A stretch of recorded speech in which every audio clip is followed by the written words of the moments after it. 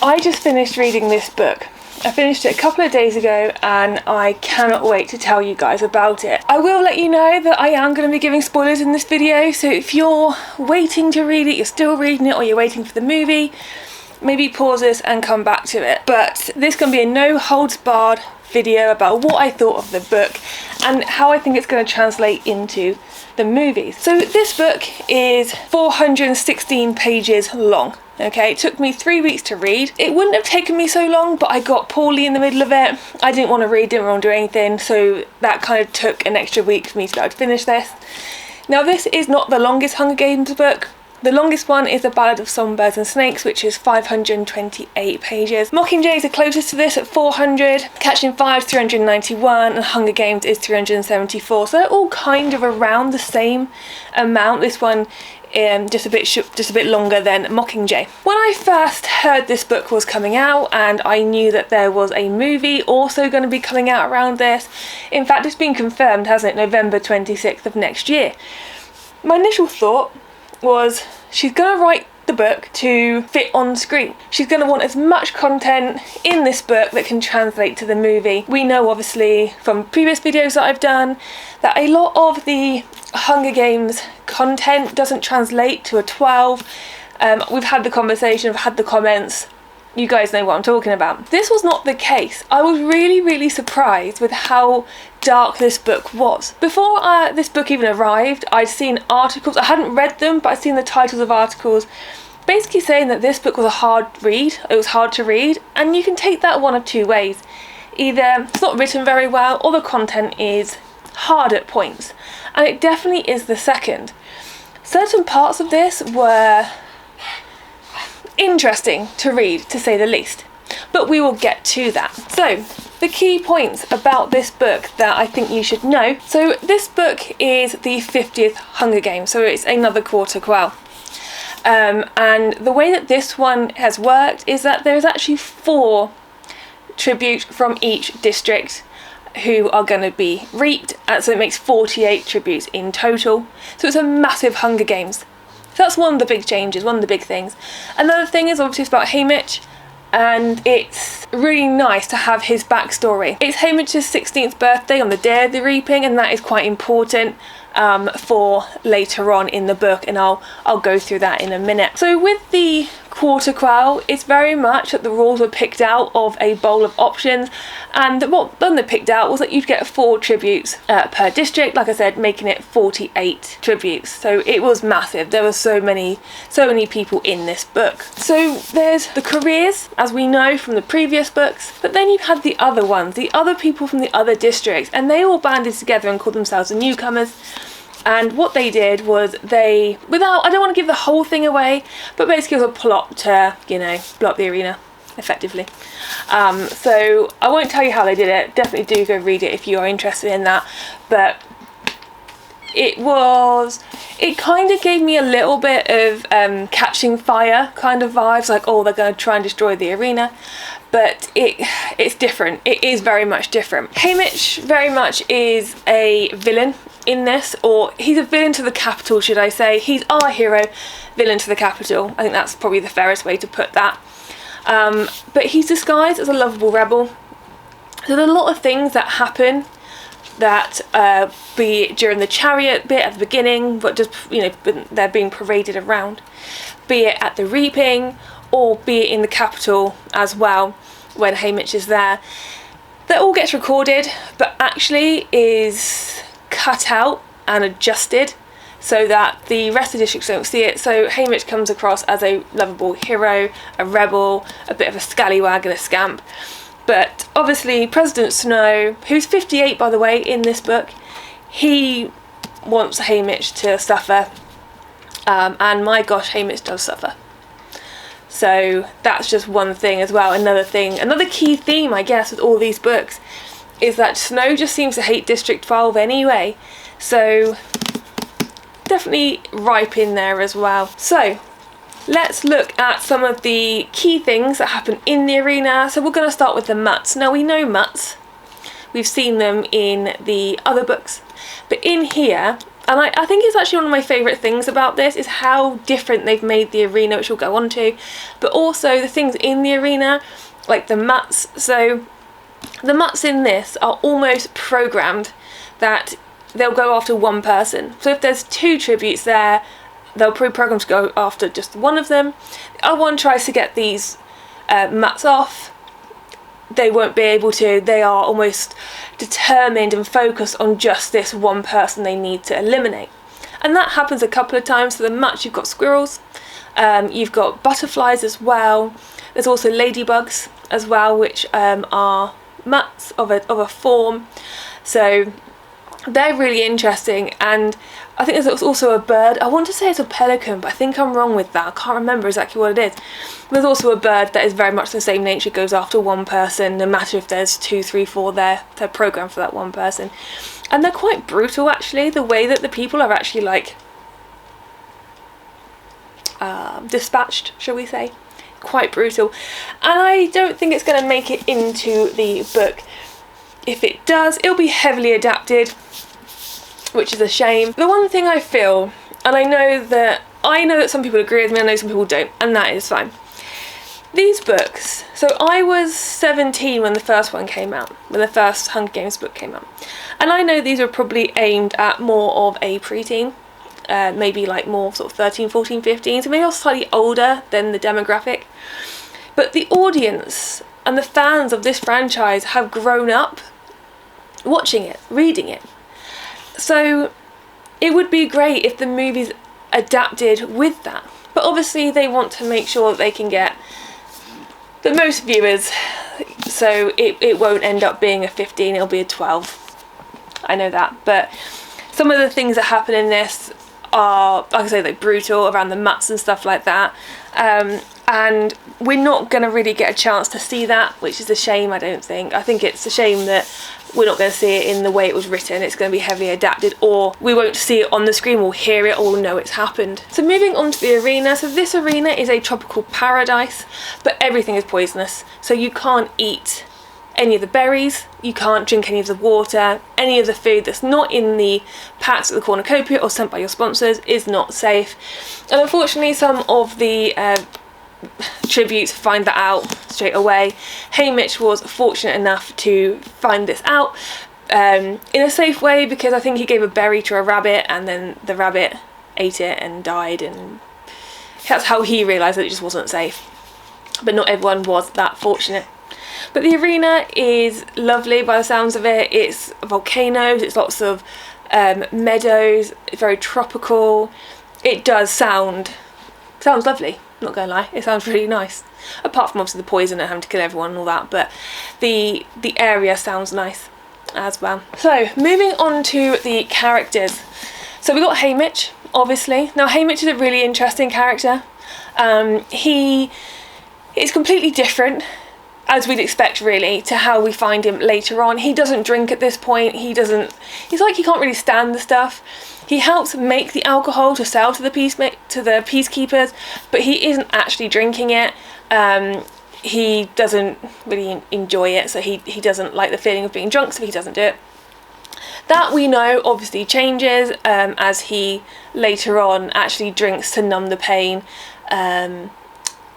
And yeah, the events of this book, especially the ending of this book, is what tributes to him drinking and being the way he is. I'm going to try not to give you all the stuff that happens, but I want to kind of give you enough to go on. If you do want more detail about something in particular, let me know, I can do a short for you, not a problem. So moving on to Haymitch's family, so you have his brother and his mum. His brother is younger, and then he helps his mum out around the house. I think she does laundry for people as well. We then have Snow. As I've mentioned, Snow is in here. He's 58 at this point. He hates District 12. Now, Lucy Gray, who we obviously know from the previous book, she is mentioned, but no one talks about her. It's very hush-hush. The Covey is still around very much, but they don't even talk about her. You're not really given an indication of what's happened to her. No one knows about her. She gets named at the end of the book, but during the beginning they just say they know someone from District 12 won, but she's not spoken about, and she's not alive anymore, or she's not around anymore, should I say. So they do know that she's kind of, she's known of, but no one will talk about her. And it's the reason that you kind of get the idea that Snow hates District 12, because that's a lot where a lot of the Covey actually are. More characters that we recognise. So we'll start with Beatty. You guys probably know Beatty. You probably recognise the name as the guy who ended up in the wheelchair after helping blow the arena up, helping Katniss. So Beatty is a mentor. So he actually won, I think it was the 48th Hunger Games. So he won those Hunger Games, and he's now a mentor. What's really sad about this is that Beatty upset Snow at some point after he came out of the arena, I think it was. And Snow retaliated by reaping Beatty's son. So Beatty had to mentor him and potentially watch him die, which is quite brutal and quite sad at the same time. The next character, which I was so happy to find these two in here, so we've got Mags and Wiress. So Wiress won the 49th Hunger Games, and my gosh, some people want to say that she cheated. I just think that she just used it to her advantage. But basically her arena was an arena of mirrors, and she found a slot basically where she could hide behind where she wasn't seen. So she spent the entire Hunger Games hidden away. It did make it hard for sponsors to send things to her because they couldn't pinpoint exactly where she was. And then she won because the last person who was alive, apart from her in the arena, went mad, ran headfirst into mirrors and unalived himself, meaning that she won. Mags is also a mentor. Now, I can't remember, I don't think they said anything about how she won or when she won as well, but Mags is also a mentor at this point, and it's really nice to kind of see that dynamic and get a bit of information and a sense of who they were and what they were like before they went in and before we see them obviously 25 years later. Someone else who I was really excited to read and to see was Effie. So Effie was in there, which I was not expecting. Now, in hindsight, I probably should have been expecting her because her and Haymitch seem to have some sort of prior relationship. But you can be fooled into believing it's just because she looks after District 12 now that's how her and Haymitch know each other, because he was a tribute and a victor, and obviously goes on the train with the mentors. To mentor the tributes, and Effie's there to style and do whatever she does. So that's what I kind of would have assumed. But so Effie's sister was part of the stylist team when Haymitch was in the games, and the actual person who looked after them was a guy called Magno, who was a stylist. He did like the clothes, and he was heavily into live reptiles in clothing, and he also liked to lick toads. That's exactly what it says, that he liked to lick toads. So he would effectively get high and not really be any use to anyone.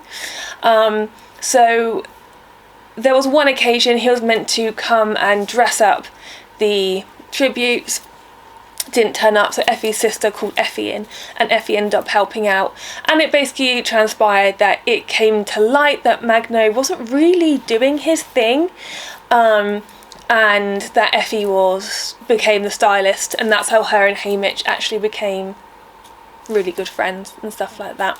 The other characters, just before I go on to characters that you probably aren't familiar with, Plutarch comes in. Now, I've had comments before on my video saying how much people hate him, and yeah, I can understand that, and that he annoys people.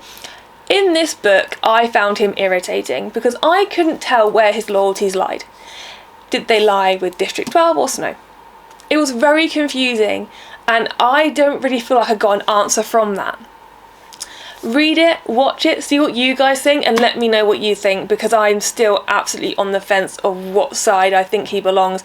I'm so confused, to be honest with you. Katniss and Peeta are also mentioned towards the end of the book. You don't really see them at any other point, but they are just mentioned briefly at the end. Okay, so Katniss's parents are also mentioned. Now, they're also 16 at this age, at this point, sorry, so you don't actually, they're not together, you don't see them get together or anything like that, but you do have them in the book, which is quite a nice little touch and a nice little tribute back to that. It didn't feel like, I don't know if you guys feel this, that every time you watch like a Star Wars film, it's always Skywalker, Skywalker, it always has to lead back. This didn't, even though it had a touch of Katniss and Peter and a touch of the parents, it didn't feel like it was trying to remind us that they were there.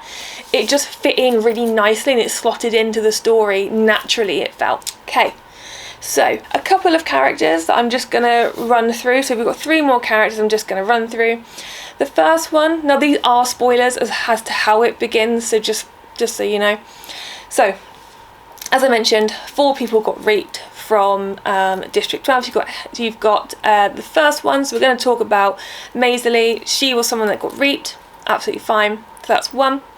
You then have Luella, that's fine, that's number 2. You have Woodbine as well, and then you have Wyatt. So they're all the 4 that were called for the reaping. However, Woodbine freaked out and he was like, oh, hell no, I'm not going in there. So he legged it. And what happened was he got shot. So he didn't even make it into the arena. He just was killed by the peacemakers, basically. Peacekeepers, not peacemakers. Peacekeepers. I mean, they're not either, to be fair, but I'll call them by their proper name. Peacekeepers. So what happened then was Lenore Dove, who was a Covey girl that Haymitch was in love with, and they were together in this. She ran over to the peacekeepers, I've got that in my head now, peacekeepers, who were trying to stop Woodbine's mum from getting to his body. Haymitch then saw the peacekeeper take a baton and go after Lenore Dove. He then got involved, punched them in the face, and they were like, we need someone else, you will do. That's how Haymitch came into the reaping on his birthday. So every time there was a reaping in the Hunger Games, it was on his birthday. So I'm pretty sure he probably started to kind of hate his birthdays. So that's kind of those characters. Luella is a really interesting one. Unfortunately, she didn't make it into the arena either. She got thrown off a horse in the chariot bit at the beginning, and she got trampled, and there's a whole thing there that is quite imperative and quite important through the fabric of the story. So I'm not going to give that bit away, but it's very interesting the way that they've done it. I found it really, really interesting the way that was written. But that's everything I'm going to give you away. This is going to be one of my longer videos, guys, because I'm just so excited about this. So my final thoughts. I liked it. I really liked it. Now, I went into it really apprehensive. After reading the previous one, which I didn't really like, I was really apprehensive I was actually going to like this at all. And I just really, really enjoyed it. I liked the way it was written. I liked how nothing felt like it was being dragged out, which is really nice. I enjoyed the bits in the arena probably the most, but I enjoyed the ending just as much. Now, usually I don't enjoy the ending of a book when they come out the arena. I find it a bit boring. I'm just like, oh, wow, nothing's happening now. But that wasn't the case in this. It covers a lot in just 416 pages, and it covers it really well. You get a sense of who Haymitch was and the change that happens to him throughout the story. I really, really liked that. Another thing that I think is super interesting is how different the arena was. Now, I know the arenas are different, but just how inventive Suzanne Collins can actually be when she's writing this. How the quarter quells are so different. It would be great to know sort of what happened with Mags and Wirus. I'd love to know that, what happened in theirs, in their arena. Whether we got that or not, I don't know. But if I had to score this out of 10, I'd give it an 8.